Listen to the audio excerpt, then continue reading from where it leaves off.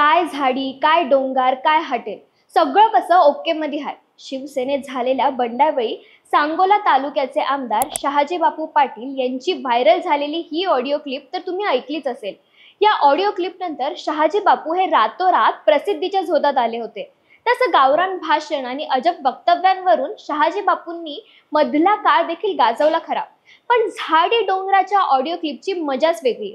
असो, आजचा विषय तो नाहीये, तर येणाऱ्या विधानसभेत शहाजी बापू पाटलांची सांगोल्यात स्थिती काय, सांगोल्यात सध्या समीकरण कशी जुळतायत, दीपक सोळुंके ठाकरे गटातल्या एंट्री नंतर काय वातावरण निर्माण झालंय, तसंच शेकापचं देशमुख घराणं काय भूमिका घेऊ शकतं, यावर आपण चर्चा करणार आहोत. चला तर मग सुरू करूयात.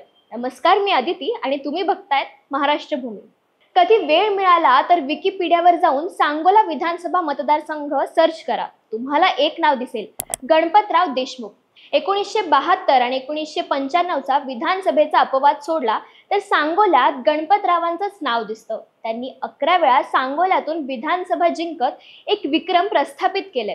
आता त्यांच्यावर बोलायचं म्हटलं तर एक वेगळा व्हिडिओ करावा लागेल, त्यामुळे सध्या राहू देऊया. थेट 2019च्या विधानसभेत या. त्यावेळी शहाजी बापू पाटील हे शिवसेनेच्या तिकिटावर मैदानात होते, तर त्यांच्या समोर शेतकरी कामगार पक्षाकडून गणपतरावांचे नातू अनिकेत देशमुखांचं आव्हान होतं. तेव्हा गणपतरावांचा प्रभाव पाहता अनिकेत यांचा सांगोल्यातून विजय होणार हे जवळपास निश्चित वाटत होतं. अगदी 786 मतांनी तिथे शहाजी बापूंचं सीट लागलं. त्यानंतरच्या काळात शिवसेनेत फूट पडली. तेव्हा एकनाथ शिंदेसोबत सुरतेला जाणाऱ्या आमदारांमध्ये आघाडीवर शहाजी बापूच होते. तेव्हा बापूंनी दिलेली साथ ही एकनाथ शिंदेंना भावली आणि दोघांमध्ये चांगलीच गट्टी जमली. सध्या स्थितीत पाहिलं तर मुख्यमंत्री एकनाथ शिंदेंच्या निकटवर्तीयांमध्ये शहाजी बापूंचं नाव घेतलं जातं. मात्र असं असतानाही शहाजी बापूंनी शिवसेनेत बंड केल्यामुळे तालुक्यात त्यांच्याबद्दल मोठ्या प्रमाणात नाराजी दिसते. बापूंनी ठाकरेंची साथ सोडायला नको होती असं म्हणणारा एक वर्ग देखील सांगोल्यात फिरतोय. त्यामुळे शहाजी बापूंची परेशानी वाढलीये. तसंच गेल्या वेळी पराभवाला सामोरं जाणाऱ्या देशमुख घराण्याने देखील जोरदार तयारी सुरू केली आहे. येणाऱ्या विधानसभेत शेकापकडून अनिकेत देशमुख आणि बाबासाहेब देशमुख या दोघांपैकी एकाला उमेदवारी मिळणार आहे. तर शरद पवार देखील सांगोल्यात जातीनं लक्ष घालत असून मित्राच्या घरात पुन्हा आमदारकी द्यायची अशी भूमिका घेतली आहे.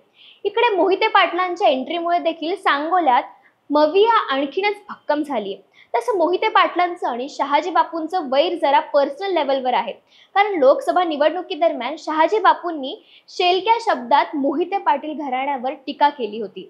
आता त्याचा वचपा काढण्याची वेळ मोहिते पाटलांवर आली आहे. त्यामुळे बापूंच्या करेक्ट कार्यक्रमात त्यांचा देखील हातभार दिसतोय.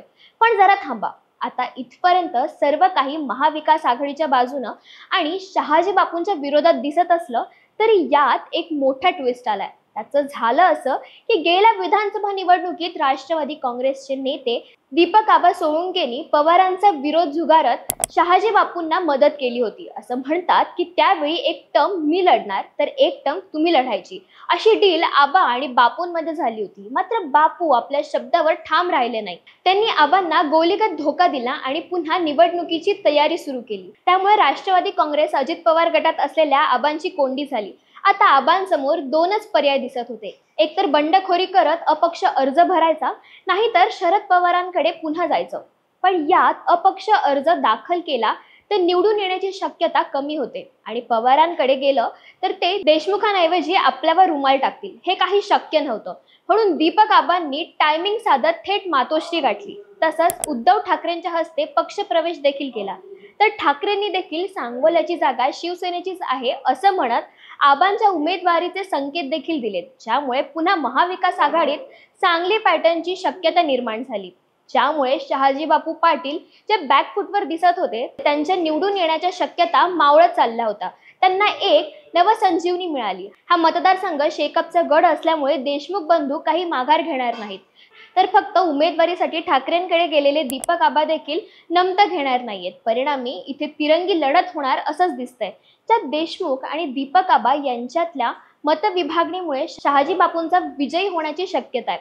त्यात मवियासाठी दुष्काळात 13वा महिना म्हणजे बाबासाहेब देशमुख आणि अनिकेत देशमुख यांच्यात उमेदवारीवरून चांगलीच रस्सीखेच सुरू आहे. त्यामुळे तिथेही बंडाचे वारे वाहताना दिसतात. आता यामध्ये आणखीन एक नाव समोर येतं, ते म्हणजे प्राध्यापक लक्ष्मण हाके यांचं. गेल्या विधानसभा निवडणुकीत प्राध्यापक लक्ष्मण हाकेंनी सांगोल्यातून निवडणूक लढवली होती, मात्र त्यावेळी त्यांना फक्त 267 मतं पडू शकली. मात्र गेल्या 5 ते 6 महिन्यांपासून लक्ष्मण हाकेंनी मराठा आंदोलक मनोज जरांगे पाटील यांच्या भूमिकेला विरोध करत ओबीसीचं काउंटर आंदोलन सुरू केलंय. त्यातून त्यांना ओबीसी समाजाचा मोठा पाठिंबा मिळतोय.